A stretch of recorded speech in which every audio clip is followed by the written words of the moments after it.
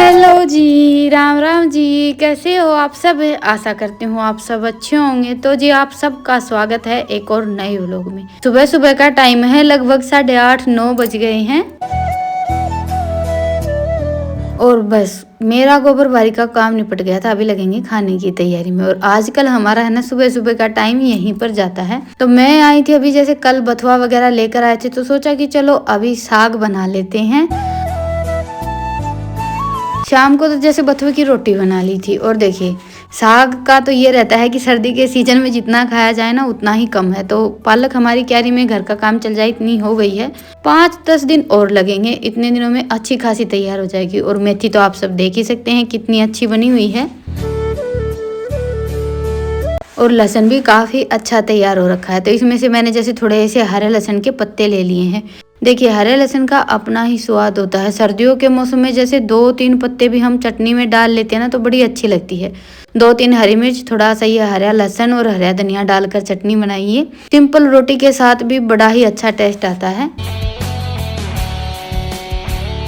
और जैसे 1-2 साल हम यहाँ आए हैं ना, तब से हमने लहसुन बीजना छोड़ दिया। बाकी हमारे यहाँ जैसे लहसुन तो जरूर बीजा जाता है हर साल। और जब भी क्यारियों में हरा लहसुन तैयार हो जाता है तो सब्जी में भी ज़्यादातर और चटनी वगैरह में मैं लहसुन के पत्ते ही डालती हूँ।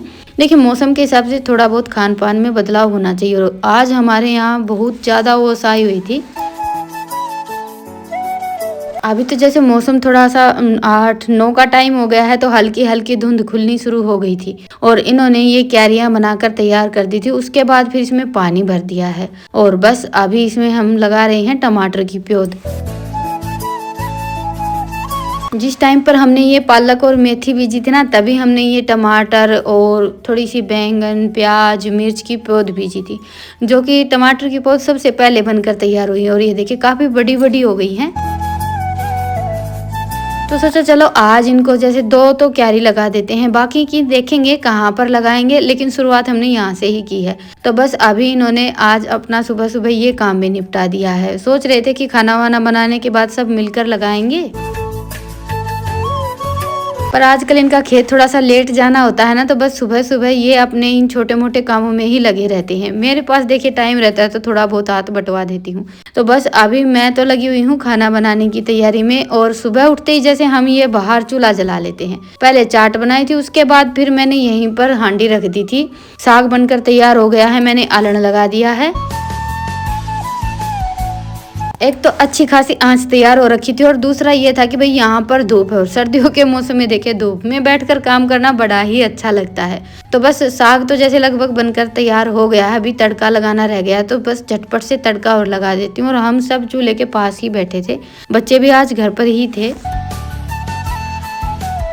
टाइम 10:30 का या 11:45 बज गए हैं। देखिए कितनी भी कोशिश कर लें 11-12 तो बज ही जाते हैं सर्दियों के मौसम में खाना बनाते बनाते। तो आज तो मैंने बिल्कुल साग के मामले में देखिए हमेशा सादा सिंपल ही बनता है, कुछ स्पेशल तो होता नहीं है। और ना ही कोई रेसिपी शेयर करनी रहती है, क्योंकि कई बार मैंने आप सबके साथ हमारे यहाँ साग कैसे बनाया जाता है उसकी रेसिपी शेयर कर दी है।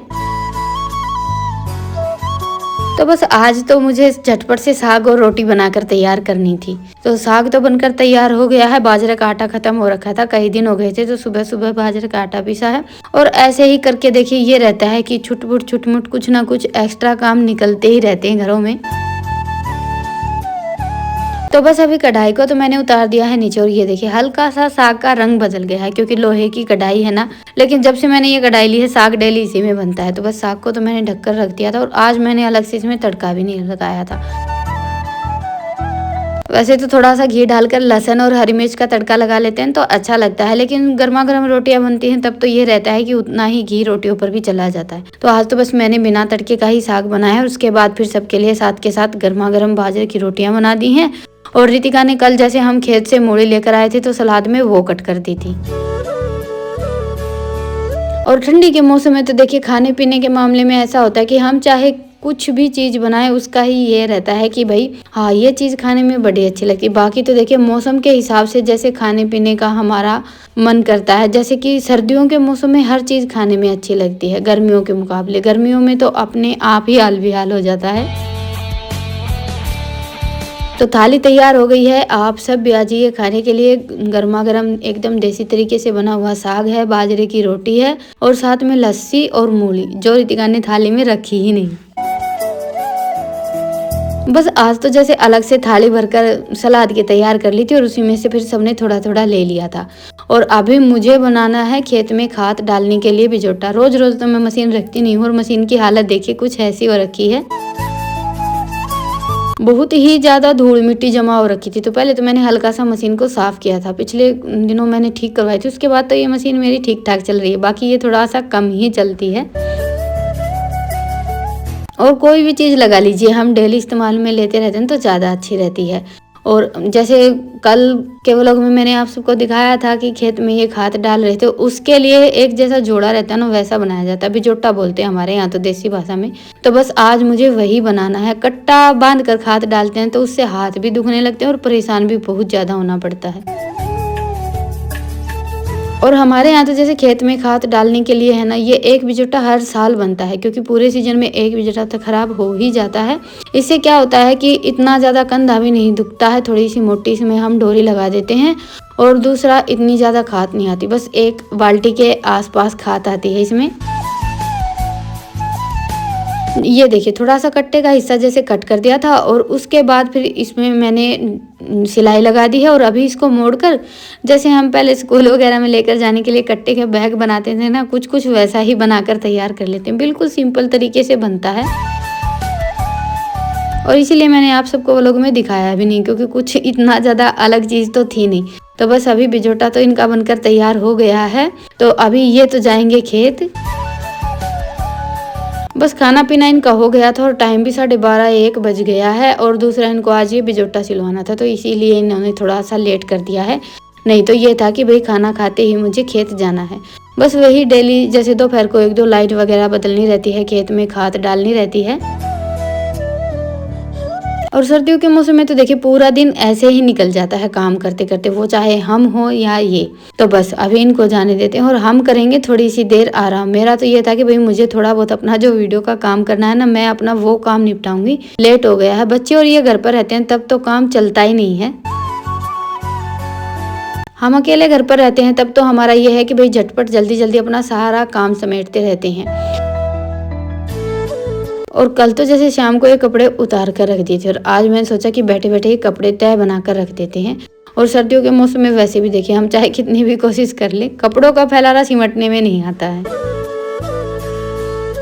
और 2-3 दिन पहले हमने मंगवाया था ये कैंपर गर्म पानी रखने के लिए।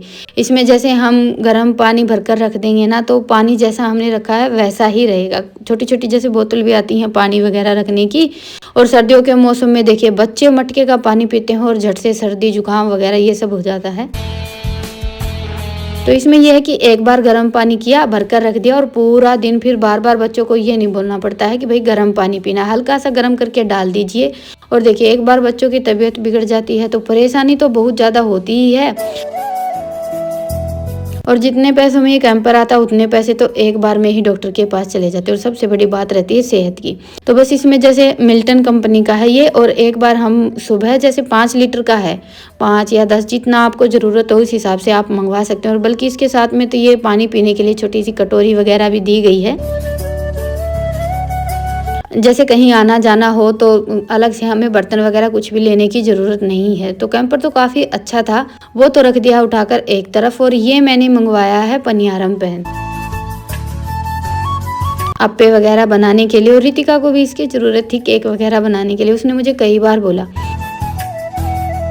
तो मैंने सोचा चलो मंगवा लेते हैं। और ये मैंने मंगवाया है इंडस वैली का, कंपनी के ही बर्तन वगैरह ज़्यादातर मेरी मंगवाने की कोशिश रहती है। बाकी तो देखिए सब अपने अपने बजट के हिसाब से मंगवाते हैं, लेकिन बर्तन वगैरह के मामले में ये है कि भाई एक बार हम खरीदते हैं तो 5-10 साल तो उस चीज़ को इस्तेमाल करते हैं। बाकी कई कई बर्तन तो ऐसे होते हैं जिनका हमें, जैसे हमारे किचन में बहुत लंबे टाइम तक चलते हैं।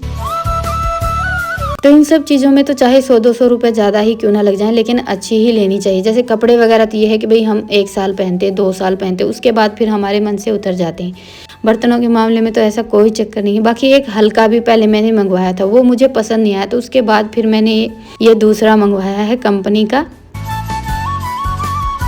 और इसमें जैसे 2.5-3 किलो के आसपास वजन है। 2 किलो 700 ग्राम का तो ये पनियारम पैन है। इसके साथ में ये लीड है, काफ़ी वजनदार है, कास्ट आयरन का है। हाँ, हल्की सी इसकी ये लीड जैसे दबाव के कारण टेढ़ी मेढ़ी हो गई। बाकी मैंने तो देखिए रिटर्न नहीं किया था, क्योंकि कभी कभी ज़रूरत पड़ेगी तो इसलिए मैंने रख लिया। हल्की सी बस टेढ़ी हो रखी थी।